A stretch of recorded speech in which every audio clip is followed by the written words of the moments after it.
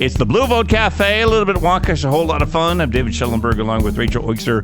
We're the co-chairs for Democrats Abroad in Canada's capital region of Ottawa. Hello, Rachel. Hello, David. How are you? I am very good. We just finished up a beautiful music festival in Ottawa called City Folk. And one of the things I absolutely love about Ottawa and living in the city is you never know when you're going to run into the Prime Minister. And was Mark Carney dancing in the grass with you? For the Pogues, yes. Seriously. He came out to see the Pogues. Oh, man, that's great. And there's a lot that I loved about that. Part of it is that he was there for it. It was Dropkick Murphys and the Pogues. And he was in a VIP area. Okay, I'll give him that. But, he was just sort of in the crowd, like, ultimately. And there's one of it's a lovely thing to be in a country with the kind of security that Canada has, that the Prime Minister could just show up and see the Pogues, and that's fine. I know. When we first moved to Canada, it just amazed us that we could just drive up the drive to Parliament and just be in front of Parliament with no... You can't do that anymore since 9/11. No, you can't. But I remember when we were in Washington, D.C., and we went door knocking through the Capitol building, and how you can just walk into that building, and it is interesting that you can get that close. Yeah, it's true. Yeah, I mean, these are supposed to be the people's democracies, right? Yes, indeed. What have you been up to? Which is why we're talking. Oh, good Lord. Well, I got back from holidays 2 weeks ago, and I feel like I haven't been able to catch breath since, because there was so much catching up to do. But yeah, the weather is gorgeous. We had hired a lovely young lad to keep our sprinklers turned on when needed, so our garden looks great. So yeah, I don't know. I'm babbling. Does that answer your question? Like, you could have hired me. I would have gone over and turned on your sprinklers. Okay. Next time we leave, right, I will. Okay. All right. You're saying get on with it. Okay. Who's with us today, Rachel? Today, we are joined in the cafe by Keith Brannum, who is the chair of DA Turkey, and Hope Mandel, who is the vice chair. And I will just say before welcoming you two, DA Turkey is Democrats Abroad's newest country committee. So yes. Welcome, Keith and Hope. Hey, thank you. Thank you, Rachel. Thank you, David. Thanks for joining us.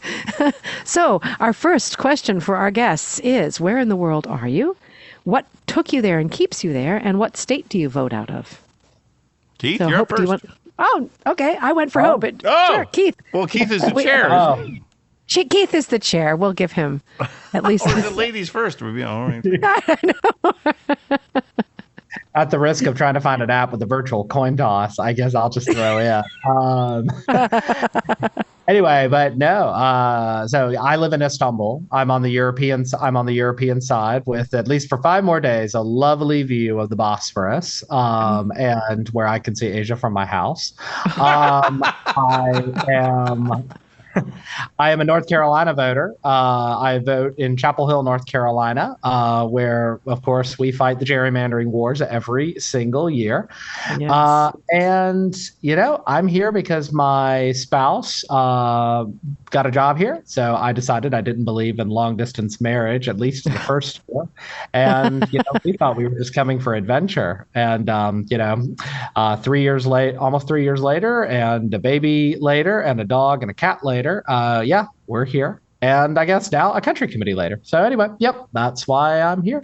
Amazing. And you said 5 more days. What your view is going to change in 5 days to what and why? Yeah. Oh, I'm moving to an apartment on the other side of the Bosphorus. So for the first time, I will drop roots in Asia. So yeah, it's a lot of fun. Amazing. Wow. All right, Hope. Now it's your turn.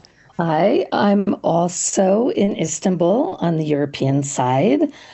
I came here almost 15 years ago to work for Nielsen, which was my former employer in the U.S.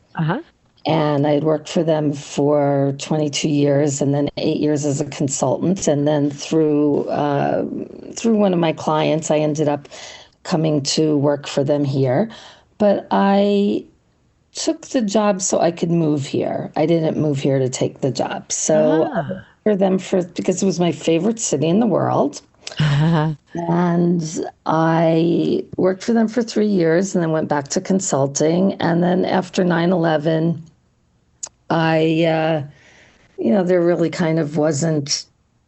I work with the grocery retail sector, so there really wasn't. They were a little busy trying to keep the products on the shelves. So I really got involved in community organization, and I could talk to you about that afterwards. But anyway, no kids, but 6 cats, a dog, and that's inside, and 2 garden cats. So that's a big family. all rescues, of course. One came from the U.S. Right. The rest are from Turkey. Wow. And what state do you vote out of? Oh, yes. I grew up in New Jersey. I'm a Jersey girl, but I lived in Connecticut for 25 years. So I do vote in Connecticut. And luckily, we have Christopher Murphy there. So I don't have too much to worry about for Connecticut. Oh, he's amazing. But, yeah. Yeah. So you said Istanbul was your favorite city. I want to hear more about that. Why? I guess the warmth of the people. Except when they're driving. There's always a flaw. Yes. And, also the mixture of East versus West. It's a very romantic city, a very enchanting city. Most people do fall in love with Istanbul when they come. And up until recently, it was an affordable city. Not like the rest of the world, nothing's affordable. No. Wow. It's very cool. And I feel got to ask, just because I don't understand, when you're talking about the European side, I guess, Keith, it's your turn. What are you talking about? Well, if we look at the map of Istanbul, there's I don't have one handy. There is one. It's called Google Maps. Okay. If you look at Google Maps, you'll see the Bosphorus. Let me Google that for you. The little strait that the channel that divides the city in two and connects the Mediterranean to the Black Sea. So on one side is what we call the European side, which is on the Europe side of the city. And I can attest, I've at least taken the train from the European side of Istanbul all the way up to Bulgaria. So I can indeed say that it does landward connect to the rest of Europe. But then if you go on across the Bosphorus, you'll be on what's called the Asian side or the Anatolian side of the city. And that's where you have, and in fact, there's a famous neighborhood called Üsküdar on the other side, which used to be one of the great silk producing capitals of the Ottoman Empire. And it used to be the envy of many, many, many European traders who wanted to sell silk locally in Europe. So anyway, so that's the division. And I mean, Hope, you can attest, I think it takes quite a long time to get from one side of the city to the other because it sprawls all over the place. So when we were doing the committee organization, we actually did separate organizing, one on the European side and then one on the Asian side, to just make things more accessible to local members. So that's the distinction. Well, and Hope, does it actually feel different on one side of the city compared to the other? Yes and no. There's probably 5 municipalities in Istanbul that expats would live in. And then, so those municipalities, whether on the European or Asian side, are more similar. And,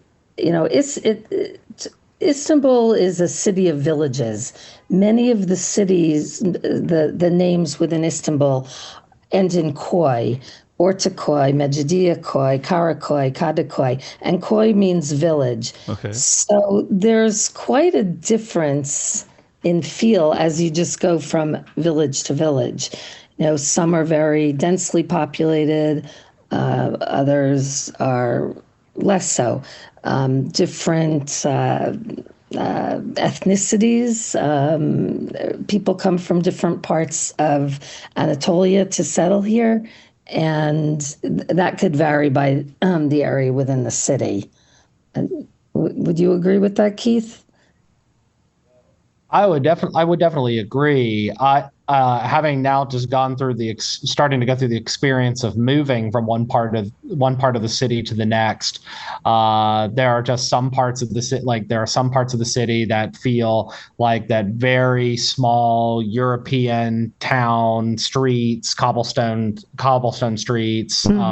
Alleyways, but then like you can go across, then you can go to another neighborhood and see wide boulevard, wide streets, modern high rises. Yeah, I mean, I think it just really depends on what neighborhood you're in, and also your proximity to the Bosphorus. The closer you get to the old city of Istanbul, which is old Constantinople, it has more of that I would describe that old city feel. Whereas you get further out and you start getting to like the modern high rises and big developments. Mm-hmm.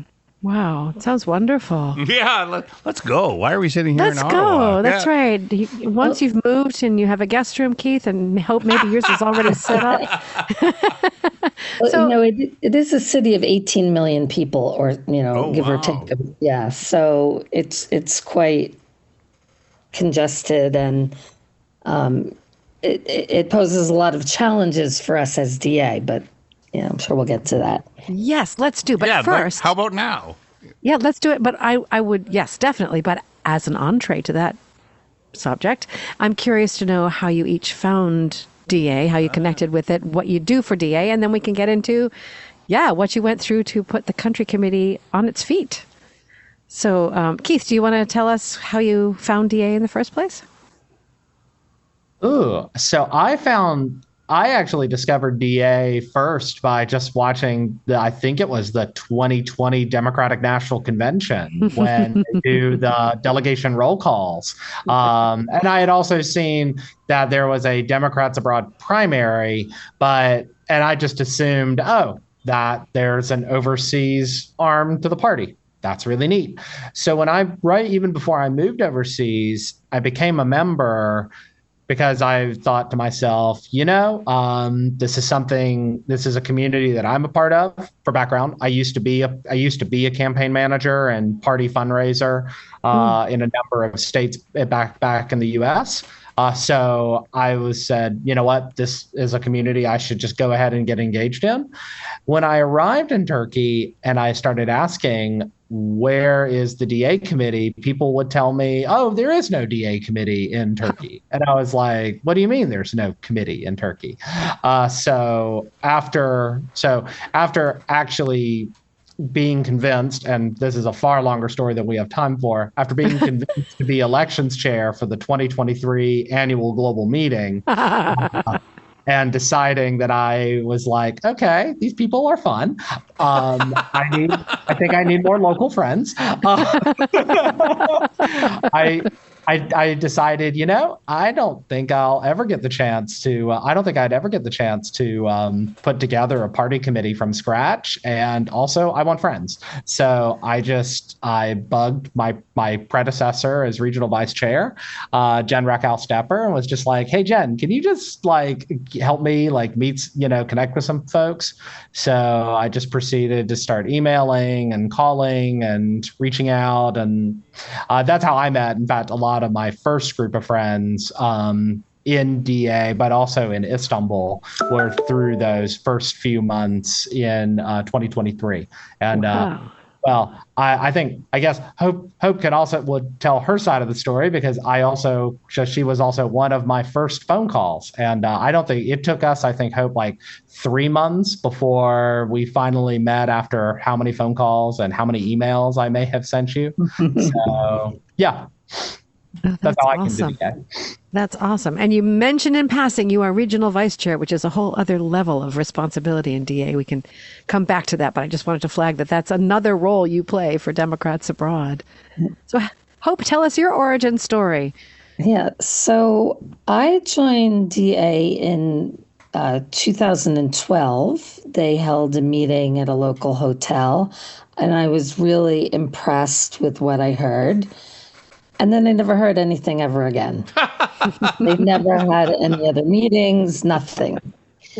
And either gone home to vote or, I know the county clerk, I've met through email, and I've always done my voting through them, not through DA. Mm-hmm. And then in 2020, I actually did get a phone call and some phone calls, I guess, from DA people that they were having this global presidential primary. And it was March, I don't know, I'm going to make up the date, 6th.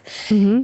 And it just so happened to be International Women's Day. And the place that they were having it was tear gassed. And nobody could get to it. Wow. And then right after that, it was COVID.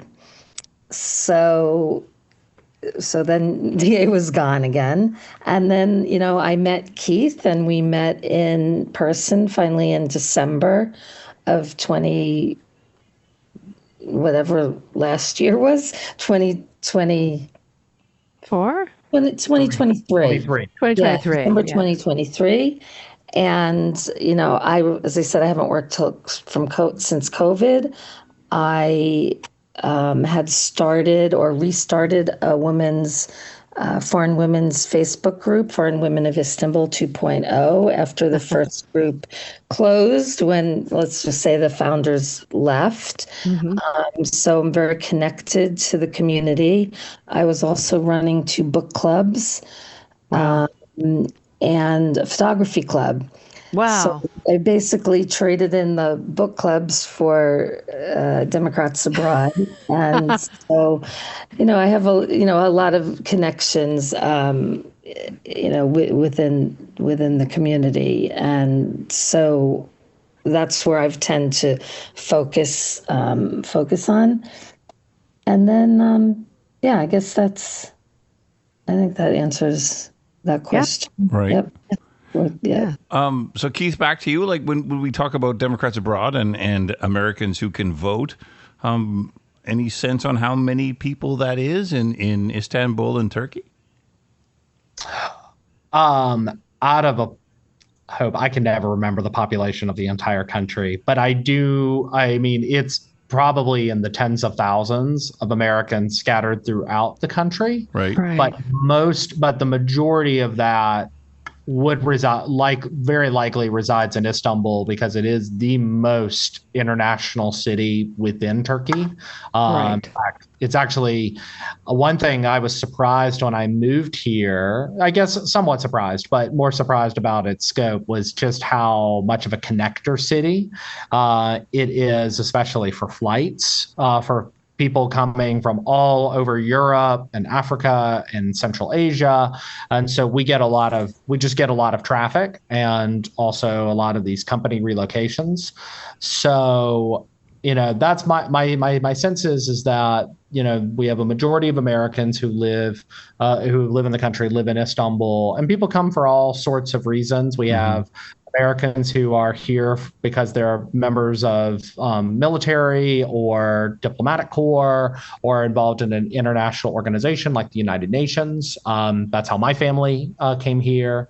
But then you have a lot of Americans who have retired to Turkey.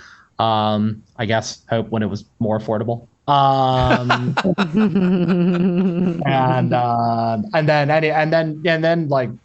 then there's young professionals, digital nomads, people from all over. So I've come to appreciate just how diverse the intention and backgrounds of some of the different American communities that I've met and gotten to connect with through DA and through some of the other expat organizations that are here. And I hope when you talk to the locals, what do they think of you? Local Turkish people? Yeah. What do they think of me? Oh, No, I do have a good number of local friends that from running communities, and different different hobbies. As far as the real locals, I don't speak Turkish really after 15 years even. Right. So they probably think I'm just like a loud complaining American, like the people in my building. That's the same thing I get, yes, as an American living in Canada. So that's why I'm asking. So That was a tough one. yeah. So to bring a country committee to viability, what do you need to do? What makes a country committee eligible to be named such? A lot of phone calls. A lot of phone That's a calls. cheap question. Is it? Yeah. But I mean, I'm sure there are boxes to check for Democrats abroad. You are this, you have these many members. I mean, what are the requirements? So the basic requirements was that you had to have at least 150 active members. You had to have a meeting, and you had to have an election, and then you have to have all of the documentation in the form of bylaws and report of said election and the list of officers. And it has to be confirmed by all the DPCA members at the annual global meeting every year. So we were confirmed, as you said, this year. And when we started in 23, if memory serves, I think I pulled up. I think when I first saw the list of active members, it was hovering about 3-4% of all of our members were active in some way. Right. Like active as in more than just having just submitted a VFA form. Right. And by the time we got to the end of 2024, we had activated somewhere around 35% of country membership. Wow. That's amazing. Between Istanbul, the national capital in Ankara, Izmir, the third major metropolitan area, and then scattered community, and then some scattered members across the South Coast. By traveling there, or did you do this by phone, digitally? For me, it was mostly a lot of it was by phone and sent some email. I did get the chance to travel to both Ankara and Izmir. Cool. Both for one for vacation, another to visit the U.S. Embassy. But while I was there, I did get the chance to connect with with our local communities there, and got to do some meetings, and it was great. Again, I think every community is different, even not just within Istanbul, but just within our major cities, and our smaller communities in places like Bursa and Antalya and Bodrum. Right. And what makes a member active? I'm not sure we've ever discussed that before on the podcast. I mean, you said beyond just submitting a vote from abroad form, what do people have to do to indicate? How many podcasts do they host? Attending events. Attending events. We've worked really hard this year, well, and from last year as well. One of the biggest complaints that people in Istanbul always had was there was no July 4th event. The consulate here has a July 4th picnic or something, but Americans aren't invited. Yeah. Yeah, they're usually for the host country. I mean, we have that issue here in Ottawa as well. Yeah, it's the garden party that's in Ottawa. It's all the embassy staff from all the other embassies. Everybody but actual Americans is invited. And since this is the consulate, it's probably, top business leaders. Right. Yeah, so that was like one of the first things we did is we had a very successful July 4th picnic, and we did it again this year. Nice. We had a Memorial Day picnic. We had some other holidays, but we've also had some other kinds of meetings. We're starting resistance reading rooms we had one last month discussing a podcast. This coming month, it'll be discussing an article, and then the following month, we're launching a book club. Nice. So things like that. We've had some other, we've been trying to get things off the ground and like build communities. So some things have been a little bit more social. Also meetings to discuss the AGM, the annual general meeting that we were having, and the push towards becoming a country committee. So that definitely helped increase the membership. Oh, that's wonderful. And people you have are- enough people voting for your office, your chapter, sorry, your country committee officers to make that I'm just still thinking about viability. You can't have 4 people vote in the officers. You need a certain 6. Yes. 6. One of my cats voted. Were they born in the U.S.? Only one, actually. Don't tell our former NEC chair, Hope. Keith, a question for you. This will be either one of these questions that's absolutely brilliant or will go absolutely nowhere. Yeah. Oh, dear. Yeah. Here we go. We'll see how this works. When you look at Americans living in Istanbul, in Turkey, is there any trends? Is there any particular part of the United States that you see a lot of people from? Well, I would say we definitely have a large community of Californians and New Yorkers. They're everywhere. I will Completely different parts of the United States, but yes. very, Populous, though.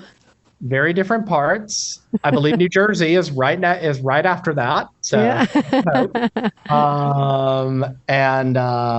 but one thing that was interesting for me is not right before, but the place I lived 2 times before I ended up moving overseas was New York. So I had the opportunity to live and work in the city for about a year. Mm-hmm. But what was funny is when I was finding people who wanted to be involved in the committee or the committee in formation in Turkey, a lot of the central people initially involved were New Yorkers.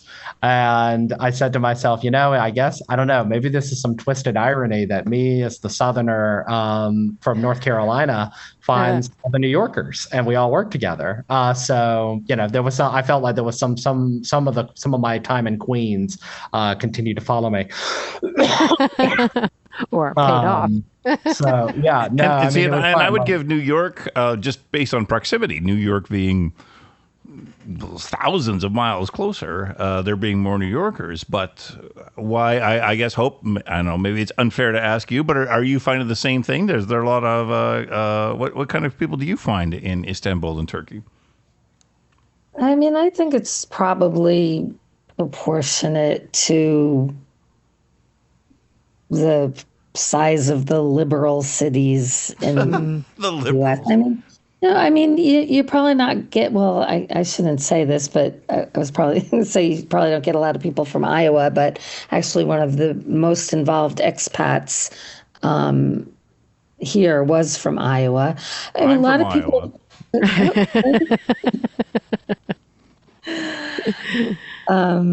No comment. Is that where the Corn Palace is? I don't know for sure, but I would say probably. What were we saying? What do you find? When you look at liberal people cities, and Americans who are living in Istanbul and Turkey, do you see any patterns on where they come from? South Dakota. Sorry, I just looked up the Corn Palace. Most of the expats here tend to be, besides like the UN kind of people and foreign aid workers, tend to be teachers. And so I think they could pretty much come from just about anywhere. A lot of also like met Turkish guys, whether they met them in Turkey or here, and they come for them. I mean, Rachel, are you going to look up Turkish guys now? Yeah, well, that's a whole other podcast. Okay, I will Blue schedule Boat After that Dark. with you offline. No, but we have found that, I mean, we keep running into this. Love is one of the main reasons, love and family, that people move around the world. That would make sense. Yeah. I mean, I don't think there's a lot of corporate expats. They tend to be very high level. when I came, I was not like a high, I don't know what I was, a senior client service person. But I came on a local package, but I had like a little bit more than a local salary. Still paid in the local currency, which, I mean, if I still was working there, I'd be making, nothing due to the devaluation. So I just don't feel like it's a big corporate, not like Hong Kong where and so in countries like that, they have very tight-knit expat communities. I think here people are much more spread out, both based on geography and interests and family and whether they have children or not. So are you, that's just making me curious about the response that you found as you reached out to people. Did you find that they were hungry for connection with other Americans? Oh, yes. Well, let me rephrase Qualify that. that. Qualify that. They were there were a lot of Americans that I met when I was first reaching out who knew other Americans. Right. Hope was one of them. Hope knew quite a number of people that I was like, oh, I've been trying to reach that person. Cool. Like, it's really great that we can start to figure out who we all know. Wonderful. But one thing, but when it came to DA, the most typical response that I had from most of these members was one, oh, wait, there's a DA here in Turkey? And I was like, yes, there is now. And the second response I would get was, I've never got heard from DA, even when I wanted some help with the ballot. And I thought that is concerning. I think that is, yes. We should do something about that. Yeah. And so I just, so it's a reminder to all of us that, where you can be local, you bring access to voting much, much closer. From, not just going beyond the legal to just the actual act of helping somebody perform, vote as a UOCAVA voter. Exactly. Yeah. Yeah. No, that's true. It was just making me think that maybe not everyone listening understands that you can belong to DA, even if you live in a country that doesn't have a country committee. But, and so that's the base of members that you were working with, people who joined, but I don't know, where would their closest country committee have been? Mm-hmm. Or how would they have connected with the organization in the absence of a DA Turkey? I mean, you have to tell me because I don't know. Yeah, Hope, your turn. Yeah, I mean, I connected when there was, and then, as I said, there wasn't. So I didn't really think too much about it, and then maybe every 4 years I got a phone call from somebody not in Turkey. I think like Vienna or something. Ah. But I think to your question about do people want to meet Americans? I mean, there's American Women of Istanbul. There's Professional American Women of Istanbul. There's IWI, International Women of Istanbul. So I think people that wanted, of course, I'm just talking about women here. I was just going to say, at least the women could connect. Yeah, I don't know so much about the guys, actually. But I think... That's a different podcast. We discussed that. I think, and then out of those people, you get many people who've been here for 30 years, but they've never been able to figure out how to vote. And then there's other people who just are voting on their own. So I think people were very happy. I mean, I connected, one of my friends, Hope, both her and her husband, 30 years here, never were able to vote. Wow. Never could figure it out. Wow. So, I connected them to, with the Vote from Abroad team, Get Out the Vote team. Mm-hmm. They helped them. So that was important. Satisfying. Well, and I guess on that, and I suppose, Keith, it's your turn. So I doubt Republicans overseas are listening. So what's the strategy for Get Out the Vote? How are we going to find people in Turkey and Istanbul? How are we going to find Americans? How are we going to get them to vote? So interesting. Hope and I, we were just having that conversation earlier today. Oh. So, What's the it's something strategy? Yeah, bring us in. How can we help? Oh, well, it's one thing that's for me always on my mind is a choice. Like, is the choice that we have to go right now to talk to all of the existing members that we have to make sure that they are squared away about voting, especially in 2026 when we all can vote. Right. Or is it just going out and trying to find the other American communities that have not been connected with us, or have been distantly engaged. And I think there's a balance. I think on the one hand, we do need to go back, and we've demonstrated the value that we have to connect with our own members first and make sure that they are squared away on their voting.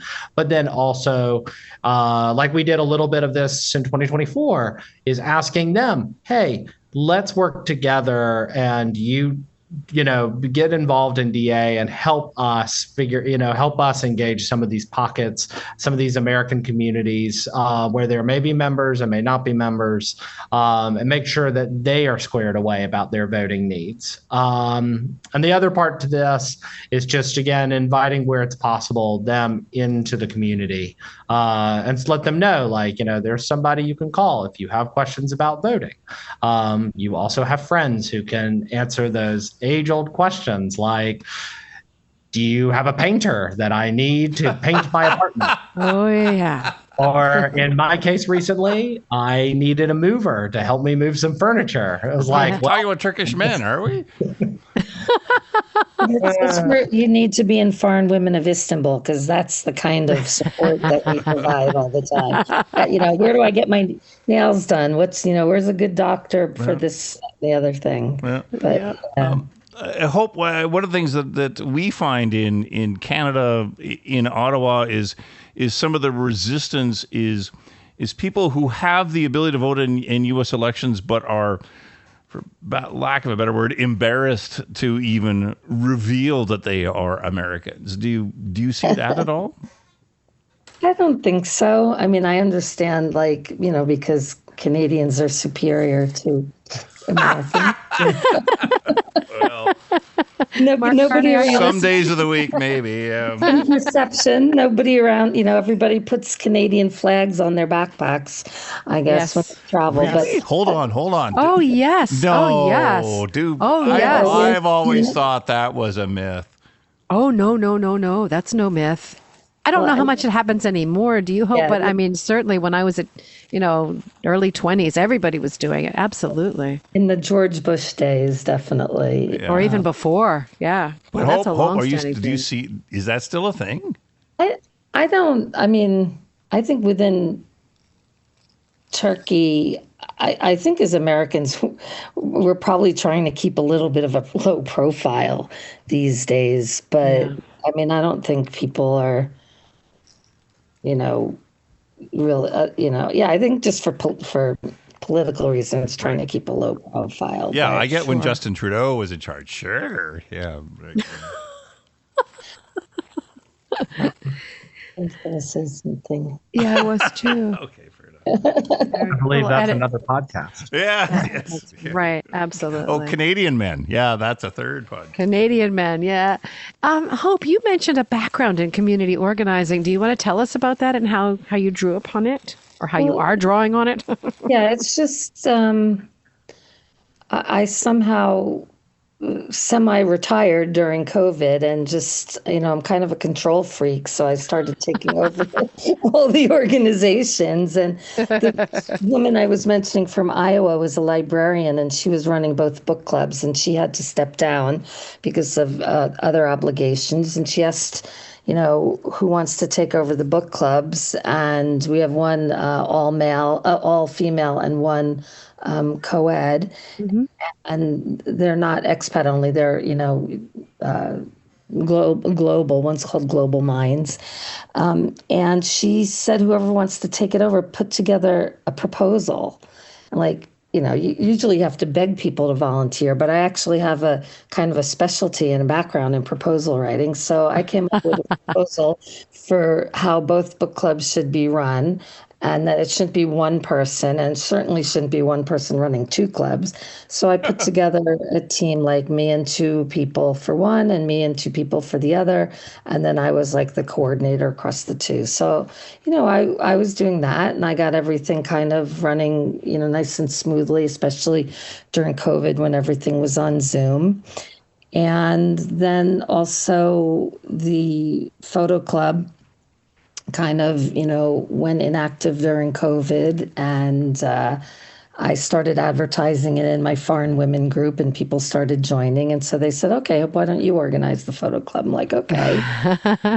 So, because I'm in these groups, I also can sometimes break my rules about advertising and advertise, DA and advertise our events. And, because of the people that I know, and I've been here for 15 years. Mm-hmm. That's been helpful. So as Keith said, how do you grow? One, you activate your existing base, which I'm not so good at. I don't want to be making cold calls to the database, but I would rather try to increase the membership through the other people that I know, and then hopefully them bringing in other people. But it's slow. It's a slow process. But maybe it will snowball as you bring in more people, and maybe you'll bring in people who will make those calls to the database, and it hopefully will grow exponentially. Yeah. I remember. Sorry.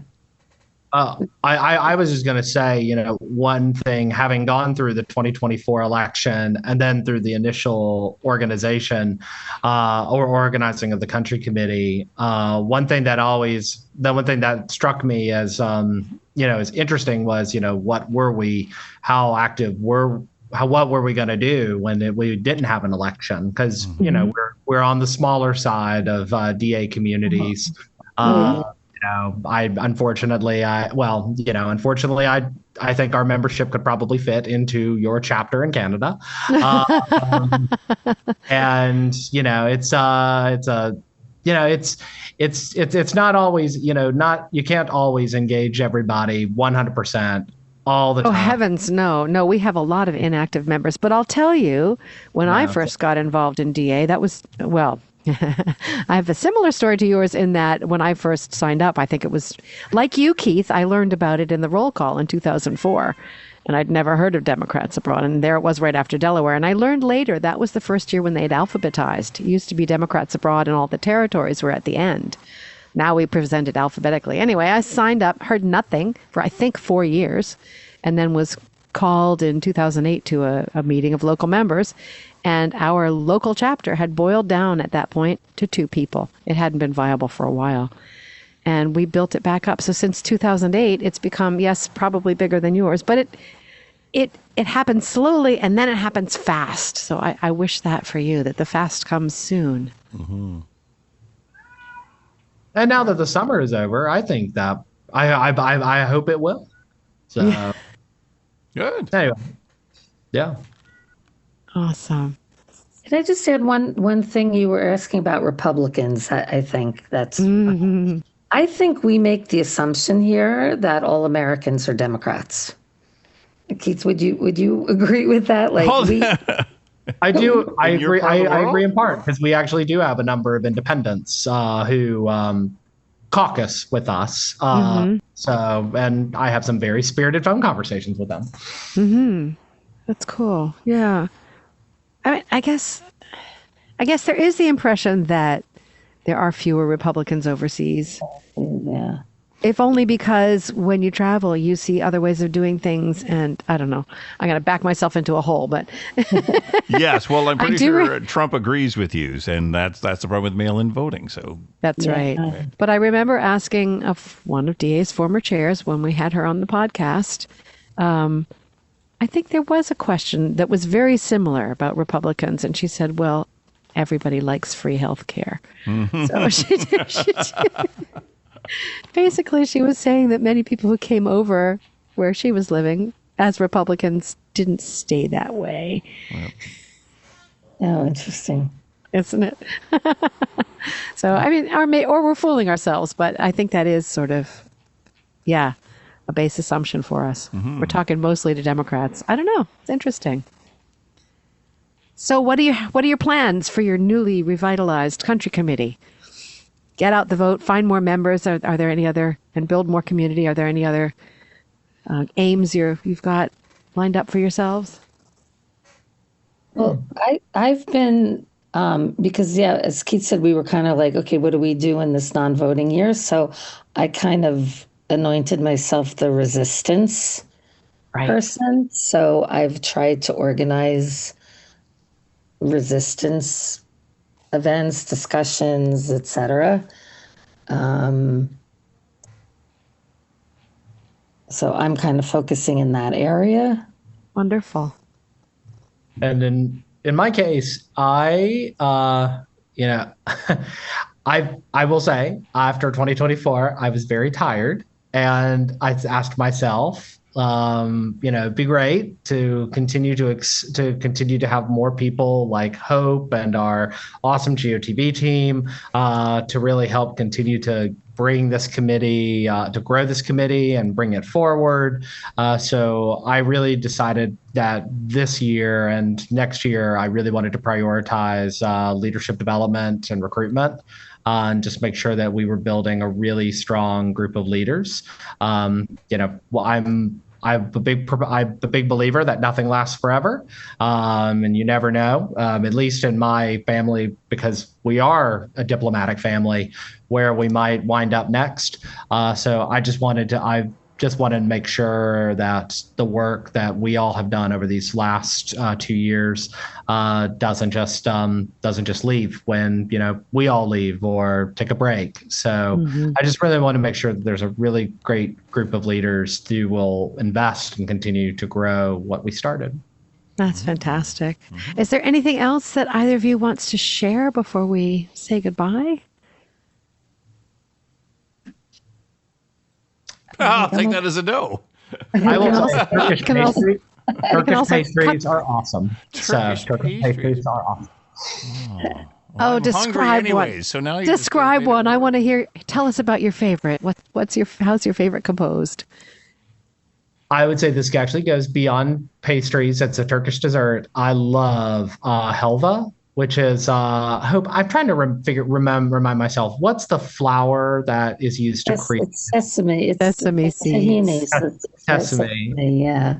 Yeah, it was the very first Turkish dessert I was ever exposed to when I came here, and I was having a rather hard day as within the first 2 weeks as a first time expat, and I got this because I was like, I need something that's comforting. I have no idea what it is, but like I will take it. It comes with tahini sauce and peanuts, and I started eating it, and according to my wife, she looked away for one moment, looked back, it was gone, and I looked at her, I was like, can I have more? So put tahini on anything though, really. I've had halva, but not with tahini sauce on top. That sounds like gilding the lily, but why not if you're in that kind of a mood? Hope, do you have a favorite dessert? Well, probably profiteroles. Oh, I love those if that's too. like specifically Turkish, but like eclair kind of things. Yeah. Don't put tahini on that. No. No. I'm a chocolate person. Yeah, me too. All right. Well, Hope, Keith, what a pleasure. Thank you so much for joining us, and thank you for the work you're doing. Thank you for wanting to talk to us. Thank you for the invite. We'll check in with you again and find out how things are going in Turkey and how many voters you've gotten out. Oh, yeah, the pressure is on. The pressure, yeah. But no, best of luck. These reports. Make sure you check all the check boxes. That's right. If you live outside the U.S., please register with your voting state at votefromabroad.org every year. Do it now. To find all our episodes, go to democratsabroad.org and look for us in the drop-down menus. I'm Rachel Oikster with David Schellenberg in Ottawa, Canada. Thank you for listening to Democrats Abroad, the Blue Vote Cafe.